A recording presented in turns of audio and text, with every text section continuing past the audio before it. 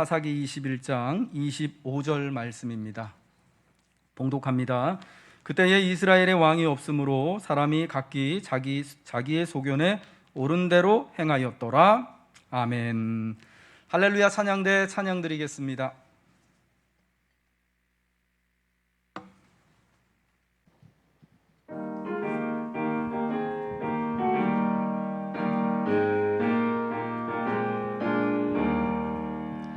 옳은 길 따르라 의의 길을 세계 만민이 참된 길, 이 길 따라서 살기를 온 세계에 전하세.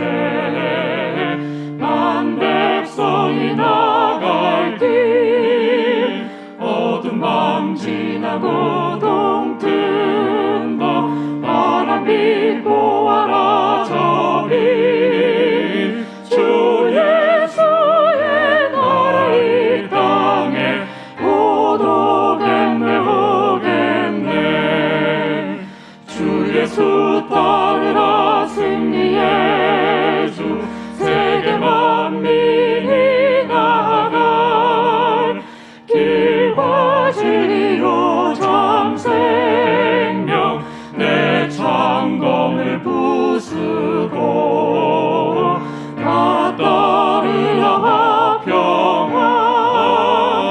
어두운 밤 지나고 동튼다. 환한 빛 보아라 저 빛, 주 예수의 나라 이 땅에 곧 오겠네 오겠네.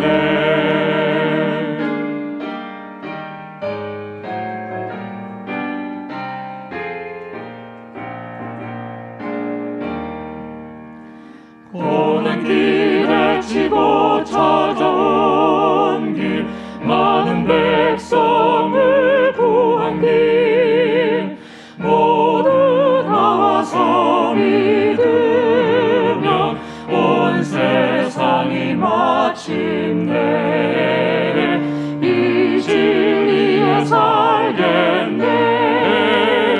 어두운 밤 지나고 동튼다. 환한 빛 보아라 저 빛, 주 예수의 나라 이 땅에 곧 오겠네 오겠네. 아멘. 우리 하나님께 영광의 박수 올려드리겠습니다. 일상으로의 복귀가 단계적으로 이제 차츰차츰 되어져 가야 할 것이고요.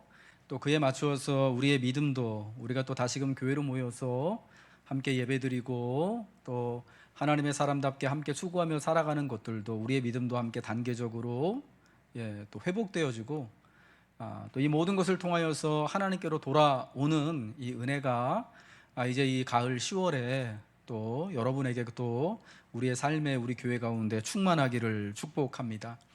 오늘은 공교롭게도 10월의 첫 주일이면서 우리나라는 개천절이라는 그런 국가적으로 굉장히 중요한 그런 기념일을 맞이했습니다. 개천절, 하늘이 열린 날, 우리나라가 이제 시작되어진 그런 날이라는 의미가 있지 않습니까? 그 옛날 이곳에 나라가 시작되면서 과연 그 열린 하늘로 우리가 무엇을 보았는가가 참 중요한 것 같습니다. 여러분, 이제 오늘이 하늘이 열린 날이라고 하여서 우리는 개천절이라고 부르고 있는데, 여러분, 그 열린 하늘로 무엇을 보고 있느냐, 그 열린 하늘에서 우리가 무엇을 받느냐, 이게 여러분 중요한 거 아니겠습니까?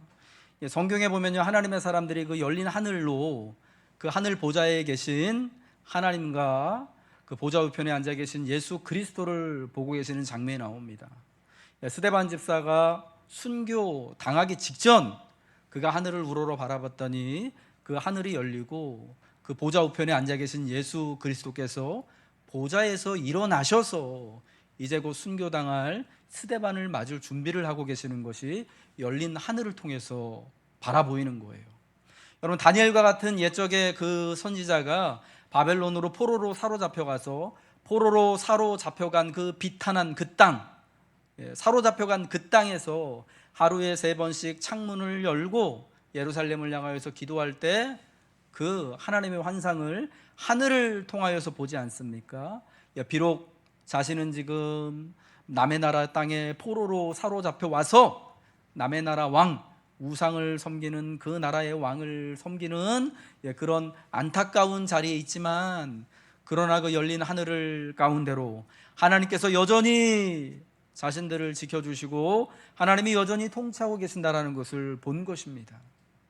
뿐만 아니라 밤모섬에 유배 갔던 사도 요한 역시도 어느 주의 날, 어느 주님을 예배하는 주의 날, 그가 비록 그 유배지에서 홀로 예배를 하고 있었지만 예배하는 가운데 하늘이 열리고 하늘에 하나님의 궁성이 있는 것을 보지 않습니까? 그곳에 하나님의 보좌와 그 보좌를 둘러싸고 있는 수많은 천군과 천사들과 그리고 하나님의 백성들, 장로들을 보지 않습니까? 여러분, 그와 같은 그 하늘이 열리고 하나님의 보좌의 환상을 본 요한은 이 땅에서 일어나는 모든 일들이 사실은 하나님의 뜻 가운데 하나님의 능하신 손 안에서 이루어지고 있는 것을 고백하며 하나님을 찬미하는 것이죠. 오늘 거룩한 주의 날, 특별히 우리나라는 또 개천절이라는 또 뜻깊은 연휴로, 뭐라 그래요? 국가 공휴일로 우리가 알고 있는데, 이때 그 열린 하늘 가운데 하나님의 영광과 하나님의 일하심을 바라보시길 주님의 이름으로 축복합니다.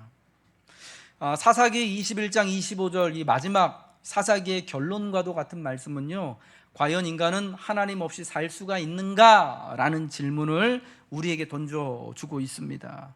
그때 이스라엘의 왕이 없으므로 사람이 각기 자기의 소견에 옳은 대로 행하였더라.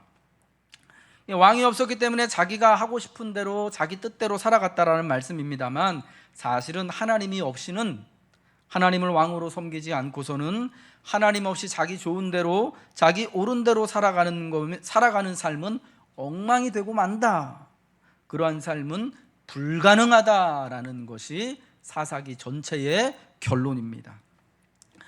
우리 인간 사회에, 지금 이 현 사회에 인간성에 대한 커다란 두 가지 신화와 같은 것이 있습니다. 우리 시대에 인간성에 대한 두 가지 커다란 신화가 있는데, 첫 번째는 뭐냐? 인간은 무엇이든 주체적으로 선택할 수 있다라는 거예요. 주체적으로. 하나님 없이도, 아니 오히려 하나님을 적극적으로 거부할 때에만 우리가 뭔가를 선택할 수 있고, 심지어 살고 죽는 것조차도 하나님의 뜻이 아니라 사람의 뜻대로 할 수 있는 것이 우리의 선택이다라는 신화가 있고요. 두 번째는, 그렇기 때문에 그 선택을 바탕으로 인간은 무엇이든지 간에 다 할 수 있다라는 그러한 믿음이 있다라는 겁니다. 여러분, 우리 교회에서는 예수 믿는 믿음 안에서 믿는 자들은 능치 못함이 없다라고 고백합니다. 할 수 있거든이 무슨 말이냐? 믿는 자에게는 능치 못함이 없다라고 주님이 말씀하시지 않았습니까? 그러나 그 능치 못함은 우리가 예수 그리스도 안에 있을 때 나의 믿음 없음을 주님 앞에 고백하면서 나의 믿음 없음을 도와주세요 라고 할 때 주님이 우리를 통하여서 역사하시는 그러한 가능성, 능력인 것입니다. 그런데 오늘 세상은요, 하나님 없이도 사람은 무엇이든지 다 할 수 있다라고 당연하게 믿고 여기고, 심지어 여러 많은 문화와 매체를 통하여서 선포하고 있는 것입니다. 마치 교회가 우리가 하나님을 믿는 믿음 안에서만 구원받고 살아갈 수 있습니다라는 것을 주일날 선포하는 것처럼, 세상은 여러분 여러 가지 매체를 통하여서, 특별히 광고를 통하여, 책들을 통하여서 여러 가지 다방면에서 사람이 하나님을 제끼면 우리는 뭐든지 우리의 뜻대로 할 수 있다라고 여기저기서 스피커를 틀고 이야기하는 형편이다라는 것입니다. 그래서 우리가 살고 있는 시대에는요, 인간은 뭐든지 선택할 수 있고 그 선택한 무엇이든지 간에 다 해낼 수 있다라는 것이 신앙의 고백의 수준이 되었습니다. 마치 예전에 하나님을 믿는 것이 당연하고 마땅하던 것처럼, 이제는 이 두 가지를, 인간성에 대한 이 놀라운 신화를 믿는 것이 사실은 오래지 않은 기간 안에 우리한테 완전히 신앙처럼, 종교처럼, 철학처럼 그렇게 들어오게 되어서 사람을 하나님과 같은 경지에 올라 세우게 된 것 같지요. 그런데 여러분, 여기서 우리가 질문을 던져야 되는 거예요. 과연 인간은 항상 선택을 할 수 있는가? 올바른 선택을 할 수 있는가? 우리가 선택을 하지만 그러나 그 선택이 언제나 나에게도 유익하고 옳고, 이웃에게도 유익하고 옳고, 이 세상에도 유익하고 옳은 것인가? 라는 질문을 던져야 한다는 것이죠. 아담이 하나님의 명령 대신 선악과를 따먹는 선택을 한 이후로 인간의 역사는 처음부터 실패의 역사였다라는 것입니다. 제가 최근에 본 책 중에 토믹스라고 하는 분, 이 인류학자가 쓴 인간의 흑 역사라는 책이 있습니다. 이게 요즘 기가 막히게 아주 많이 읽히고 있는 책인데요. 한마디로 이제 이야기하면 이거예요. 인간의 역사는, 인간의 욕심은 끝이 없고 똑같은 실수를 반복한다. 문화인류학자들, 역사학자들이요, 공통으로 이제 주장하는 것 중에 하나가 인간의 역사가요, 그러니까 문명이라는 것이 생겨나고 나서부터 인간의 역사가 약 1만 5천 년 정도가 됐다라는 거예요. 그런데 이 토믹스 같은 사람, 그리고 여러분 잘 아는 제러드 다이아몬드와 같은 그런 인류학자, 총균쇠라는 대단히 큰 역작을 썼던 그분이요, 이와 같은 이제 인류학자들이 주장하는 바가, 최근에 와서 주장하는 바가 뭐냐면, 사람이 대단한 성공과 대단한 것을 업적을 세운 것 같지만은, 그래서 지금까지 우리 인류의 어떤 역사관이라는 것은 진보주의 사관이었거든요. 인간의 문명과 역사는 계속해서 끊임없이 발전한다. 이게 여러분 서구 유럽을 중심으로 나타났던 문명사관이었고 진보사관이었는데, 요즘에 이제 이야기하시는 분들이 이러한 것들을 지금 뒤집고 있어요. 그러니까 1만 5천 년의 역사가 사실은 다 실패로, 어쩌다가 우연히 사람이 계속해서 똑같은 실수를 반복하고 욕심 따라 살아왔더니 어느 날 보니까 우연찮게 우리가 이렇게 되어진 것이다, 이렇게 살아온 것이다. 그런데 지금 우리가 살고 있는 이 문명과 이 모든 것들이 사실은 인간에게 큰 유익을 주는 것 같지만, 그러나 그 자체로 꼭 이전보다 더 좋은 것은 아니다라고 말하는 거예요. 그러니까 뭐냐면, 지금 우리가 21세기 2020년대 대단한 그런 세월을 살고 있지만, 과연 이전의 그런 문명보다, 이전의 어떤 원시인의 삶이나 농경시대를 살았던 우리 조상들의 삶보다 우리가 더 행복하냐, 더 만족스럽냐라고 물을 때는 그렇지 못하다라는 거예요. 인간은 오랜 세월 동안 자기 스스로를 해칠 수도 있는 어리석은 결정들을 계속해서 해왔다라는 것이 그 인간의 흑역사라는 책의 주요 주장이거든요.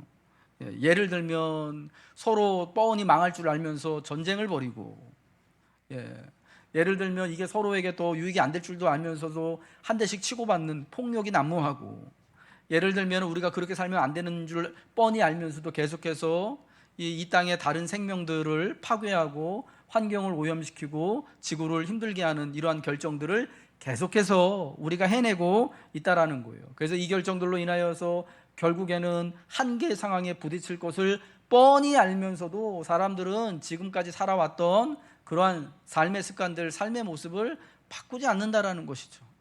이게 지금 이제 토믹스나 제러드 다이아몬드와 같은 인류학자들이 우리에게 경고해 주고 있는 것입니다.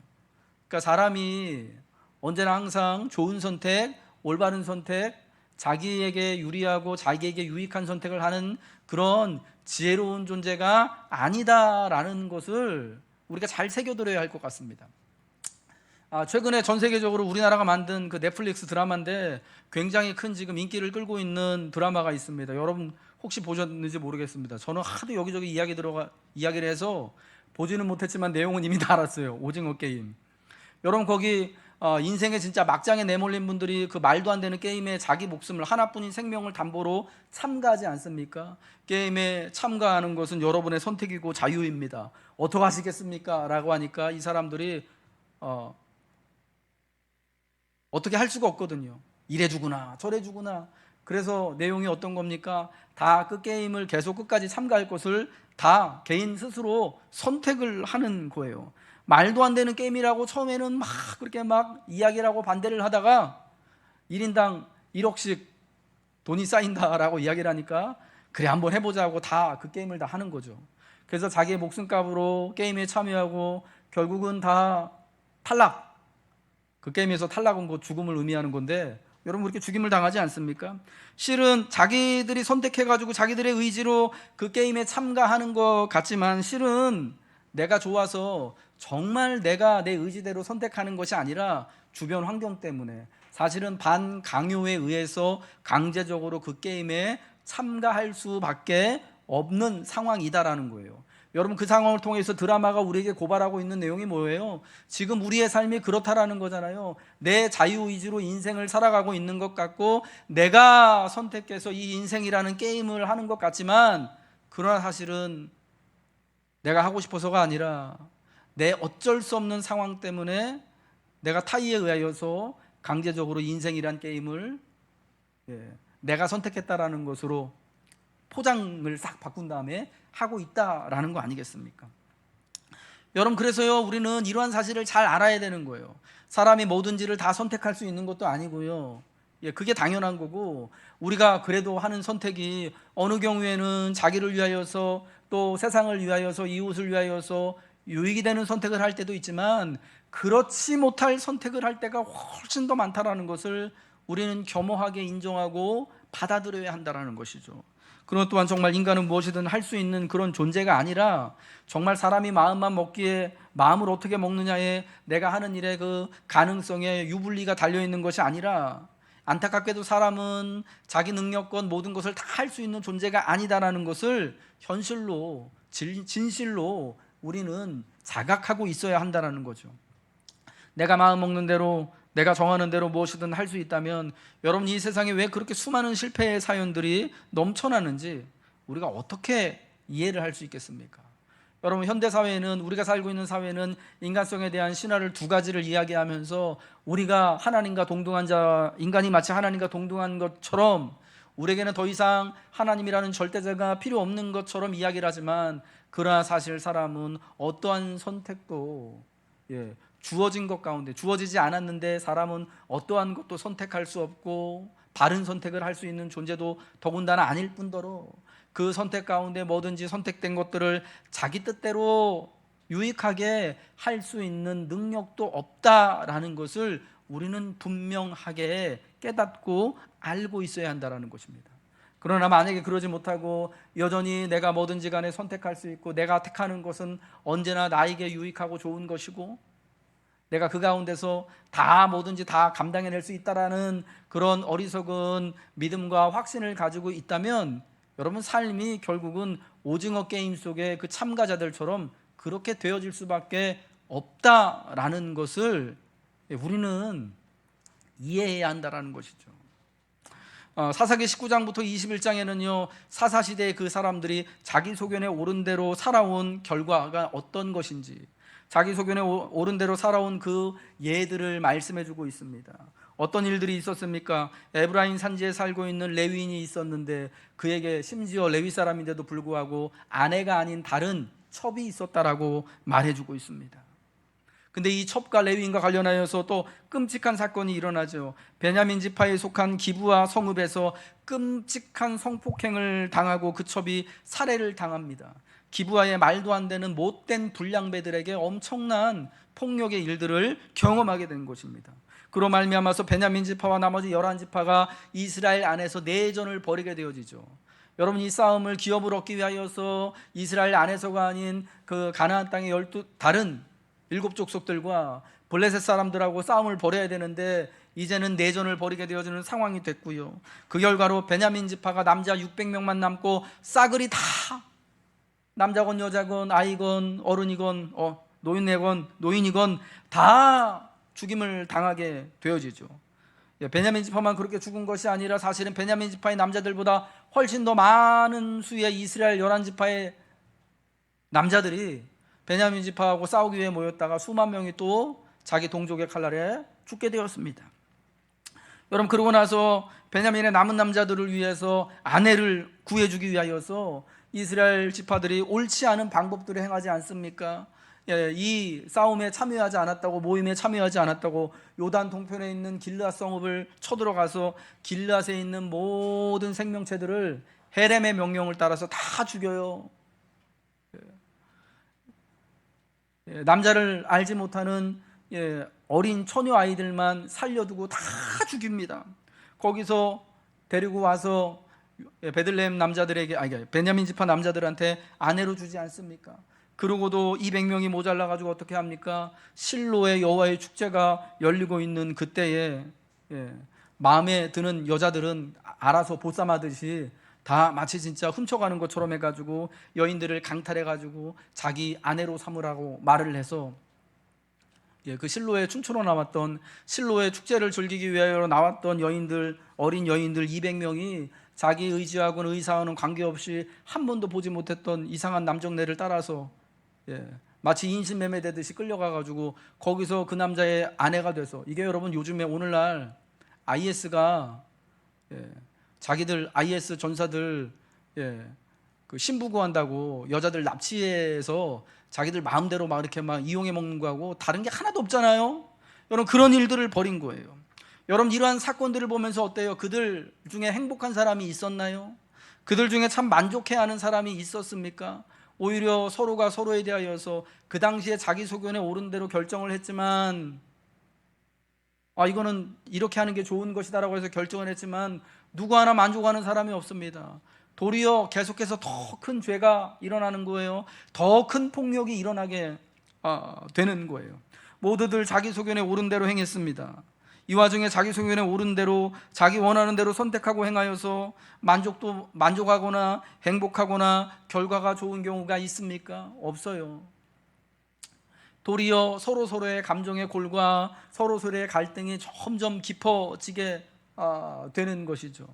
여러분 자기 가족들이 다 몰살을 당하고 죽임을 당한 여인들이 생판 모르는 사람들한테 마치 종처럼 노예처럼 끌려가서 그 사람하고 결혼하고 아이 낳고 산다고 생각을 해보세요.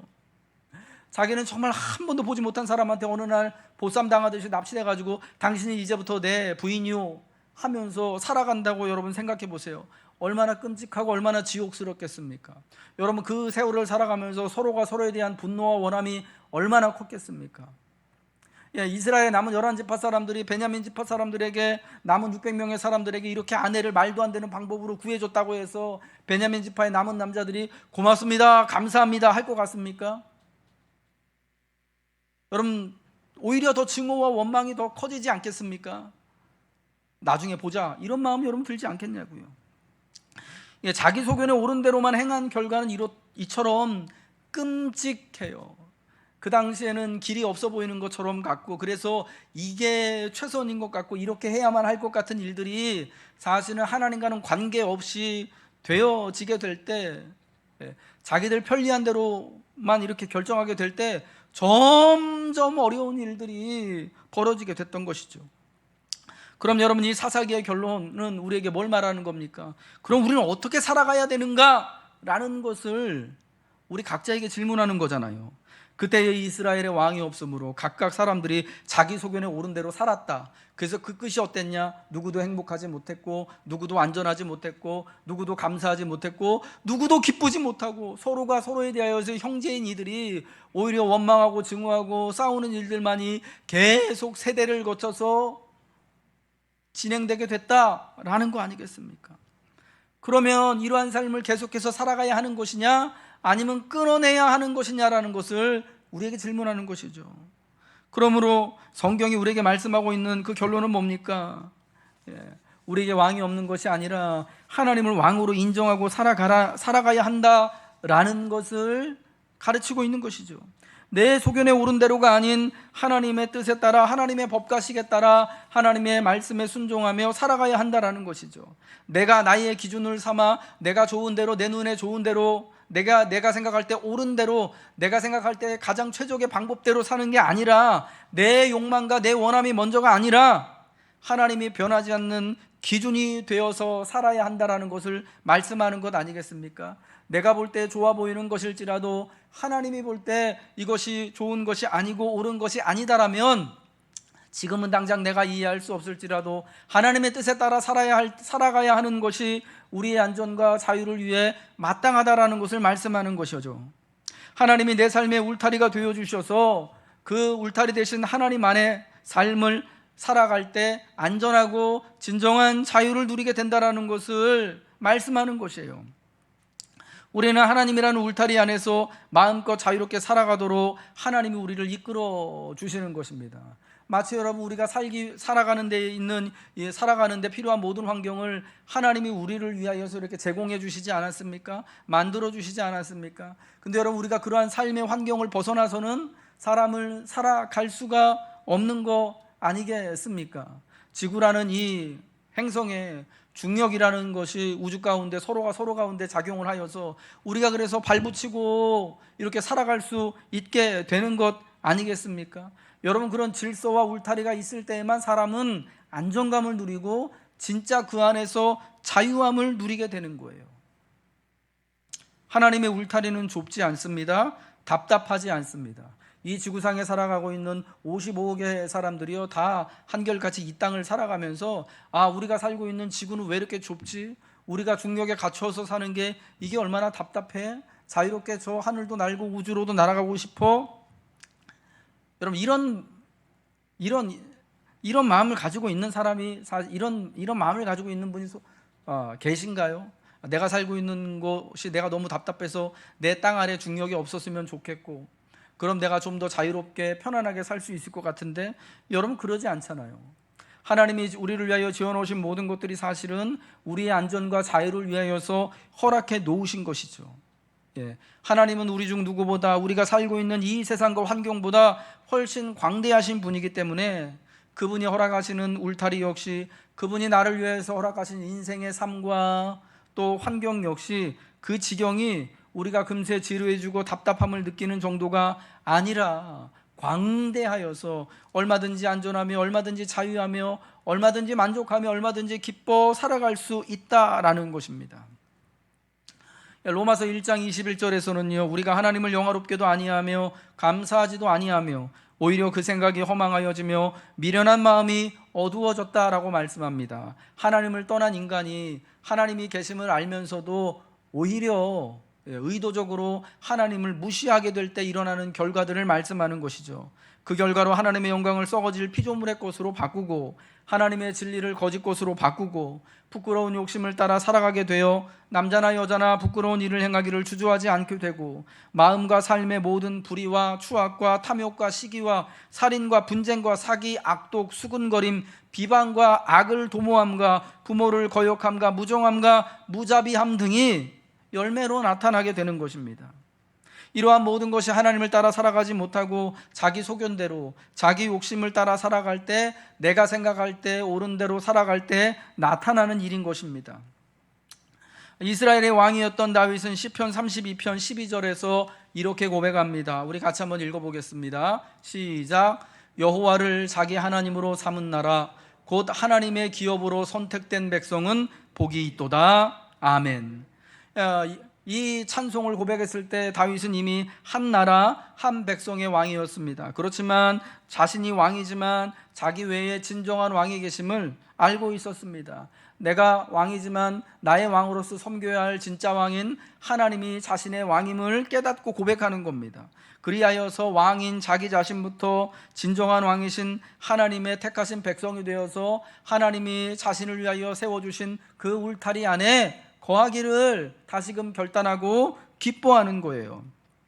왕이신 하나님이 자신의 삶의 가장 선명한 기준이며 울타리이신 하나님을 그가 젊은 시절부터 누구보다 일찍 깨닫고 그 하나님을 의지하여서 사실은 삶이 보존되어질 수 있다는 것을 겪었기 때문이죠. 우리 사랑하는 노건교회 교우 여러분들, 내가 스스로에 대하여서 왕이 되고자 하는 곳에는 갈등만이 있습니다. 이 사람도 자기 소견에 옳은 대로 하고 저 사람도 자기 소견에 옳은 대로 살아가면은 어떻게 그것이 합하여서 연합 하나가 될 수 있겠습니까? 욕심에 이끌린 다툼과 실패만이 내 뜻대로 살아가는 곳에는 있는 것이죠. 그러나 하나님을 왕으로 섬기며 하나님의 뜻에 따라 살아갈 때 우리는 안전함과 만족을 누릴 수 있는 것입니다. 왜냐하면 우리는 그분의 백성, 그분의 자녀로 이 땅에 태어났기 때문이죠. 우리 안에는 어떤 사람이 말한 것처럼, 어떤 시인이 말한 것처럼 잃어버린 영혼의 한 조각이 있는 거예요. 우리 안에는 잃어버린 영혼의 한 조각이 있는데, 그게 여러분 우리 인생에 내가 꼭 만나야 되는 배우자를 말하는 게 아니라 하나님을 의미하는 거거든요. 그 잃어버린 한 조각, 하나님이 그리스도 예수로 말미암아 내 안에 그 조각이 딱 채워졌을 때 우리는 온전한 삶을 살아갈 수 있고, 그 하나님 안에서 온전한 안전과 자유함과 기쁨을 누리며 하나님으로 말미암아 선택하고, 하나님으로 말미암아 믿음 안에서 믿음 없는 내가, 능력 없는 내가 모든 것을 감당하며 할 수 있는 은혜를 누리며 살아가게 되는 것입니다. 우리 하나님이 사랑하는 성도 여러분, 이제 우리는 가을의 계절 10월을 맞이했습니다. 한 해를 또 결산하고 또 열매로 거둬들인 것들에 대하여서 하나님께 진심을 담아 기뻐하고 감사해야 할 이때에 내가 나의 선택과 나의 의지와 내가 하고 싶은 대로 내 능력대로 살아가는 존재가 아니라 걸어가신 그 하나님의 안전한 울타리 안에서 하나님 안에서 선택하며 하나님 안에서 자유함을 누리며 하나님 안에서 믿음으로 모든 것을 감당하며 살아가는 하나님의 백성임을 우리 함께 고백합시다. 우리 함께 선포합시다. 하나님의 백성으로 하나님을 예배합시다. 하나님의 백성으로 살아가길 다시금 결단하는 여러분에게 하나님께서 주시는 안전과 자유의 놀라운 축복이 임하시길 주님의 이름으로 축복합니다.